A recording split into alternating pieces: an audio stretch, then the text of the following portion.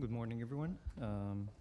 Thanks for the organizers to give me the opportunity to come here today and present my work in front of this magnificent community. My name is Tarek Arabi, and the title of my presentation today is Detection of Spores of Bacillus anthracis and Bacillus cereus using a phage-PCR system. I'm actually a postdoc in University of Guelph in the lab of Professor Mansell Griffith. He's a phage application geek, like he's always trying to make a use of the phage in applicable way. And I'm also like a guest postdoc in the phage of Jacko Appy. He's in Wageningen University. And by the way, I spent about 1 week trying to practice the pronunciation of Wageningen. So. And he's a B-series genetics geek. So you can actually have an idea about what kind of work that I'm trying to do between these two guys over there. And I'm also like a lecturer at Ain Shams University, Egypt, which I'm grateful that they funded my primary research. So what is Bacillus cereus group? As most of you might know that they are rod bacilli, they are spore-forming gram-positive bacteria. They are arranged in chains, and you can see actually this little circular thing in the middle. They're endospores. They are facultative anaerobics, so they can basically grow at any kind of aerobic conditions, aerobically and anaerobically. Mesophils, they can grow in a wide range of temperatures, down from some strains, they are psychotrophs, like they can grow down from 4 degrees up to sometimes to 45 degrees. Where they can be found? Everywhere, literally. So wherever you can look, you'll find some cereus and other bacilli. Bacteriologists actually try to divide the Bacillus genus into 2 groups. So the Bacillus cereus group and the Bacillus subtilis group. The one that is most problematic is the Bacillus cereus group, and they have these members. The most nasty one is the anthracis, and they cause the anthrax. And there's the Cereus, it's a food poisoning and a food spoilage, and there is the Wine staphenensis, also food poisoning and a food spoilage. The Thuringiensis, which is most famous for the pesticides, and also there's some evidence that it might be involved in the food poisoning cases. And there is the last two, the Bacillus mycoides and the Pseudomycoides, they are food spoilage. So you can actually tell that this group is really, really problematic, and they cause a huge problem in terms of health conditions and health, like maintenance, and also in the dairy industry because like the spore formation. And the interesting thing about this group, they are very, very close related to each other. And there are some evidence that they can actually shovel between the species. So one time you have the Cereus in one place, and they might acquire the virulence plasmids from the anthracis, and thus they can actually act like anthracis. So this group is really, really, really nasty. And I see a lot of people avoid working with this group because of the spores. You might be aware of the vegetative system, but the spores is really not very well understood in terms with the relation with the phage. In my PhD work, I was successful to isolate one lytic phage that is against the Cereus group, and we called it a BC431V3, and it's very, very strong lytic phage. It wipes off the bacteria very nicely, and it doesn't leave any resistance behind. It has a very wide host specificity among the B Cereus group, and also it's very stable amongst the pH and the temperature and other environmental factors in terms of infectivity. We have been successful to fully characterize this phage and actually fully sequence. And the phage is double-stranded DNA. It has a large genome of double-stranded DNA, about 158 kb and of 239 ORFs. Of these, about 125 ORFs that characterized as hypothetical proteins, like function expressed for hypothetical proteins, so they are unknown function. And they are very closely related to other phages that infecting listeria, such as the A511 that Professor Lusner talked about earlier. So I guess like you have seen this graph like thousands of times, but I'm not really care for the lytic cycle. But I want you to know that this is what we all know about the lytic activity of the phage, that they infect the vegetative cells and they produce phage at the end. What about like the spores? So vegetative cells, phage, they need metabolic active cells to produce more particles. The spore structure is more mere structure. It poses almost no metabolic activity. So this is the structure of the anthracis or the Cereus spores. They have a very dense core of DNA associated with dibuclonic acid and small acid soluble proteins. And there's the spore coat, and then there's spore membrane, and then there's the outer layer, which called exosporium.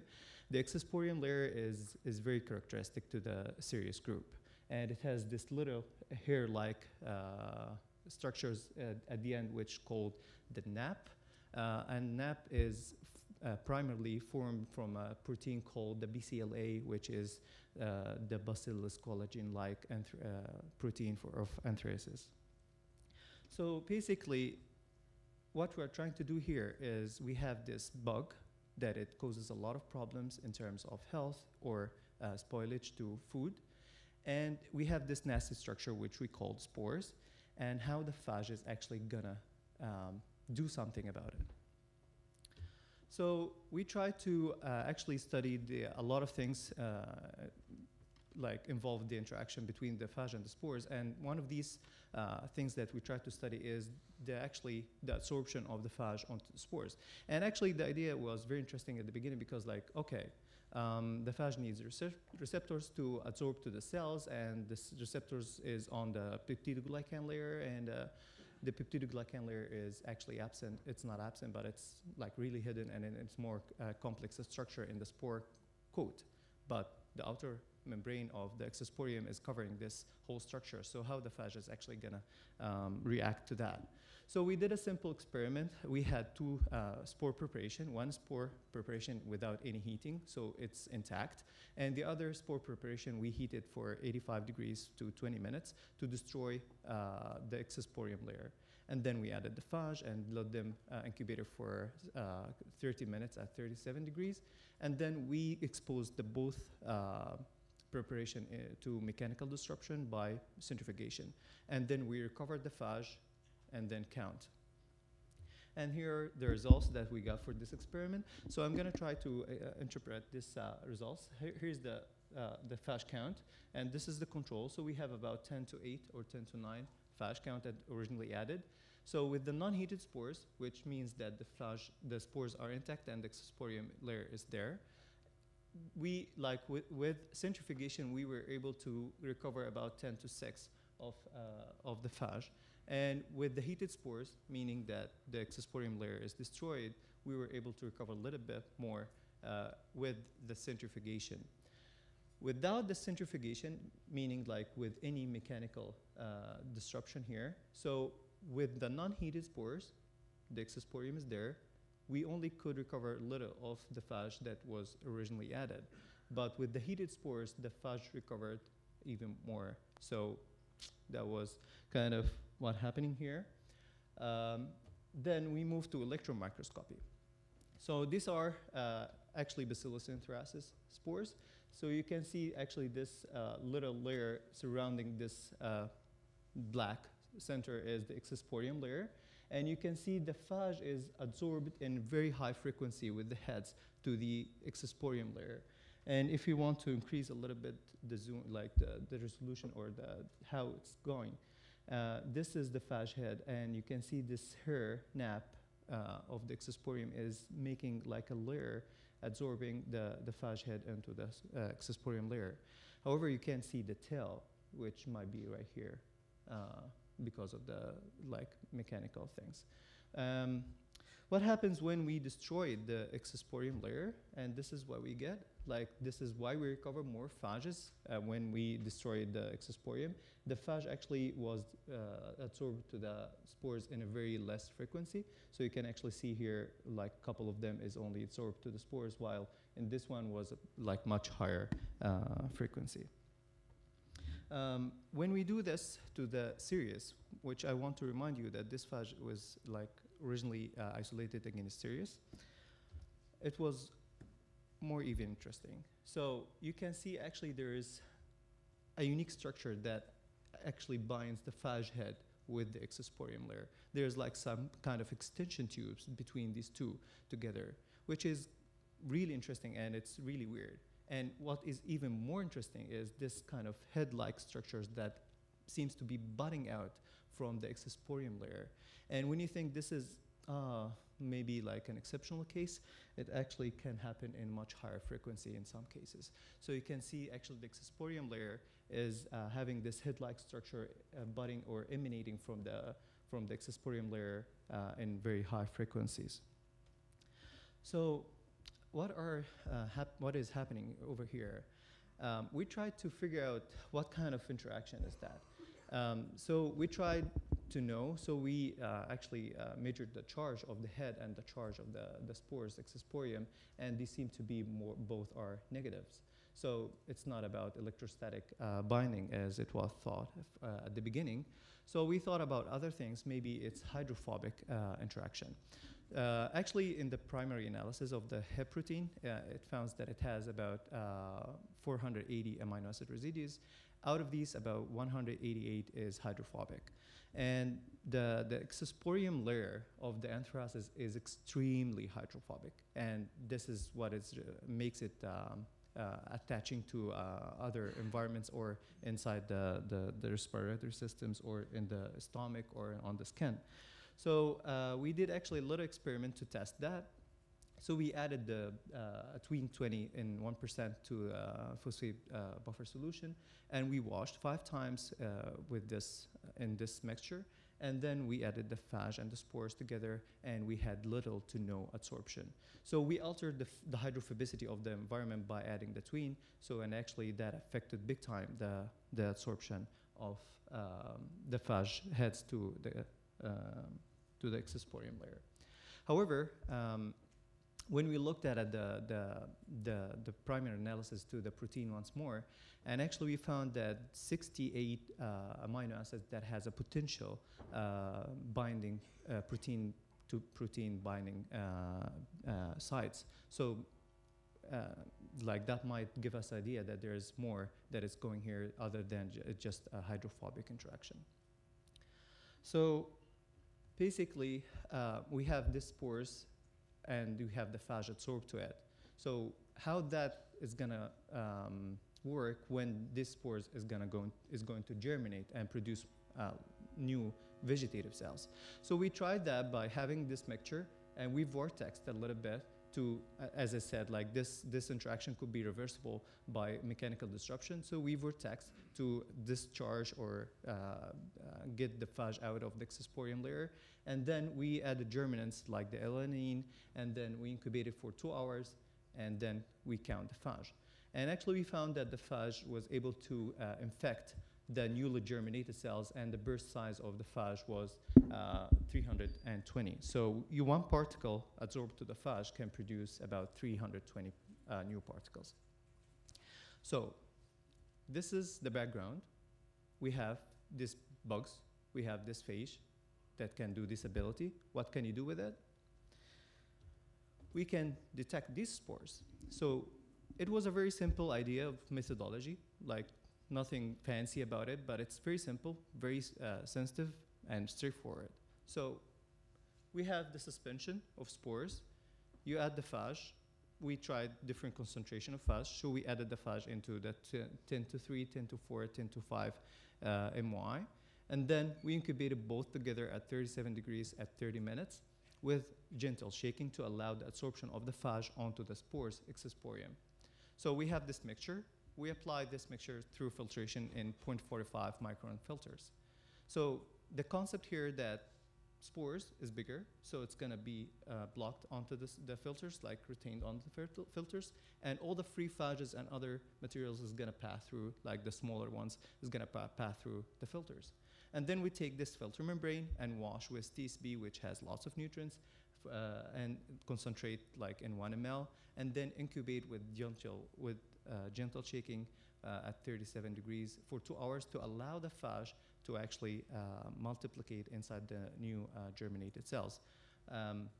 And then you take this solution at the end and detect a unique sequence in the phage itself, which actually was very give us the phage give us the advantage. When we sequenced, we found about more than 125 ORFs that unique to this phage. So we try to figure out which unique sequence we could be useful in this detection. So we actually picked one small sequence in this phage, which is ORF155. It was about 183 nucleotides.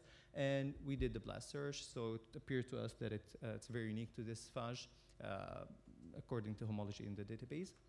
So we designed the primers, and we applied the PCR to this phage after the adsorption. And these were the PCR results. So actually, we added the phage. This is how you can understand the table. So 10 spores with 10 to 3 phage, 10 spores with 10 to 4, and 10 spores with 10 to 5, and so forth with 100 spores and 1,000 spores. And we were able to detect actually as low as 10 spores with the 10 to 3 and the 10 to 4, and the negative control, which contained no spores, give us a non-amplificated signal, like it was undetermined with the PCR, real-time PCR. So actually that was remarkable here that we could detect as low as 10 spores with this low number of phages that is there. And the logistics or the rationale behind this actually ratio of addition, that you don't want residues of the phage in your membrane that could give you like a false results. That's why we added a very few number of phages, so we can avoid this misinterpretation. So actually, and that was really successful in this case. So we had this 10 spores, and with 10 to 3 phages that were able to detect it without any false positives in the reaction. Other spore formers, like Clostridium, do they contain also Xysporium? Yes. So Clostridium also contains a different type of Xysporium. It doesn't have the same structure as the Bacillus cereus, but it does have the Xysporium layer. And they are varies in size. So the botulinum is really bigger in the size, and the difficile and the preferenges is really smaller sizes. So we tried to actually validate this test. Could be only specific to the Cereus group, or it could be also like general and could detect this Clostridium. So we did the same thing with the Clostridium difficile. We had the spores of the most common or the most pathogenic strain, which is the 027, and we did the electron microscopy as well with the spores of the Clostridium difficile. And you can see actually with the high concentration, very high concentration of phage added to the spores, very, very few particles that were absorbed onto the spores, and it doesn't seem to be like as specific as it was with the Cereus group. And you can see only really, really few particles that could be absorbed to the Clostridium spores here. So we ran the PCR test as before, and the phage in this ratio couldn't detect at all the Clostridium. And you can actually explain that by like the phage is not as specific to Clostridium, so when you incubate, the signal doesn't amplify because of the phage doesn't actually multiply inside the cells of the Clostridium. So with this few number of phage absorbed to the Clostridium, to the spores Xysporium, actually you cannot detect it through PCR if you wash them out by filtration. So to conclusions and future direction here. So this phage could absorb effectively on the spores Xysporium of the Bacillus cereus group, and this absorption could be reversible if you expose this reaction or this interaction by mechanical disruption such as vortexing. And actually, you can say that this absorption is somehow specific to the Cereus group, as it wasn't really specific when we tested with the Clostridium. And the nice thing about this method, it was able to detect about like as low as 10 spores, while other methods in the literature and in the market, the minimum detection level was about 10 to 2 or 10 to 3 spores, and it takes longer and much highly sophisticated equipments and methodology. And the nice thing about this method, it's very straightforward, very simple, user-friendly, and you can easily produce in your lab and have nice results. And we think that test results could be improved, like to, if you want to increase the ratio of the phage added, you can actually add one washing step right after filtering the mixture, so you can actually wash 2 steps to remove all the phage residues that could be in non-specific presence. And also we can actually validate this test to be more applicable in food systems such as powder and liquid milk. And maybe we can try to do a similar thing when we isolate a phage that is specific to Clostridium and study more the interaction between the exosporium layer and the phage adsorption by cryo-EM and also the protein-protein interaction, so we can have more idea about what kind of bonding or interaction that is happening over there. At the end, actually, I want to thank the people of Crafts where I work, and the Professor Mansur Griffith, the lab supervisor. And I can't thank enough Dr. Andrew Krupnicki, who has really helped me a lot to understand this phage genome and sequence, and he helped me in the annotation of the genome. And also I want to thank Bob Harris. He's the TM technician in University of Guelph, and the funding agency, the CRTI initiative, and NSERC for funding this research. Thanks, and happy to take any questions. This is a bacterial loan of Bacillus anthracis, and the thank you is actually the phage lysis to it. So. Okay, we have time for 1-2 questions over there.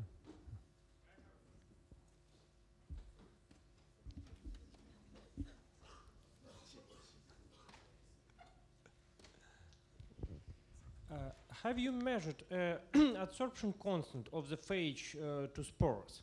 I'm asking because I feel that there is something wrong here, because with a 10 to 3 per ml of phage, with average value of adsorption constants like 10 to minus 9 milliliters per minute, you would have hours and hours of time until a couple of cells or couple of spore will absorb some phage. Thank you. Actually, with the PCR, we did a quantitative measurement. So we actually tried to know how many particles that could adsorb, like when we use this low concentration of phage. So we found about it's from out of these phage particles in the 10 spores, it was about a ratio of 1 particle per spore, if you want to say like that. So we have the standard curve, and I can show it to you later, that shows how many actually particles that adsorb to each spores. Did I answer your question? Okay, another question.